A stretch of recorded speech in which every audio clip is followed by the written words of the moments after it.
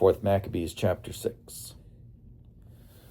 When Eleazar in this manner had made eloquent response to the exhortations of the tyrant, the guards who were standing by dragged him violently to the instruments of torture.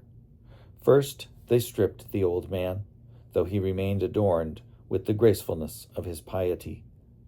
After they had tied his arms behind him, they flogged him from both sides, while a herald who faced him cried out, "Obey the king's commands." But the courageous and noble man, like a true Eleazar, was unmoved, as though being tortured in a dream. Yet while the old man's eyes were raised to heaven, his flesh was being torn by scourges, his blood flowing, and his sides were being cut to pieces. Although he fell to the ground because his body could not endure the agonies, he kept his reason upright and unswerving. One of the cruel guards rushed at him and began to kick him in the side, to make him get up again after he fell. But he bore the pains and scorned the punishment and endured the tortures.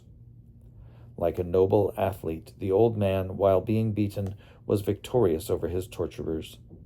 In fact, with his face bathed in sweat and gasping heavily for breath, he amazed even his torturers by his courageous spirit.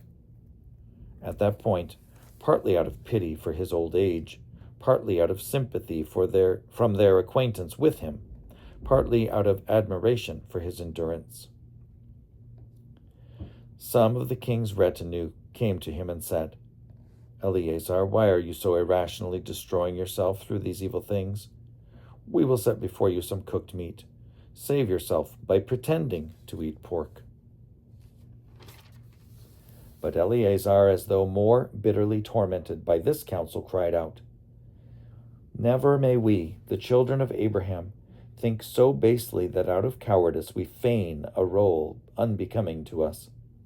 For it would be irrational if, having lived in accordance with truth up to old age, and having guarded the reputation of a life lived lawfully, we should now change our course and ourselves become a pattern of impiety to the young by setting them an example in the eating of defiling food.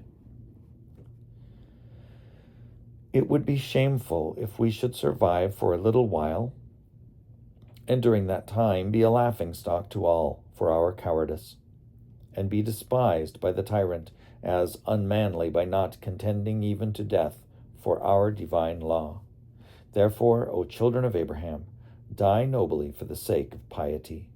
And you, guards of the tyrant, why do you delay?" When they saw that he was so courageous in the face of the afflictions, and that he had not been changed by their compassion, the guards brought him to the fire. There they burned him with maliciously contrived instruments, threw him down, and poured stinking liquids into his nostrils. When he was now burned to his very bones and about to expire, he lifted up his eyes to God and said, "You know, O God, that though I might have saved myself, I am dying in burning torments for the sake of the law. Be merciful to your people, and let our punishment suffice for them. Make my blood their purification, and take my life in exchange for theirs." After he said this, the holy man died nobly in his tortures. Even in the tortures of death he resisted, by virtue of reason, for the sake of the law. Admittedly, then, pious reason is sovereign over the passions. For if the passions had prevailed over reason, we would have testified to their domination. But now that reason has conquered the passions, we properly attribute to it the power to govern.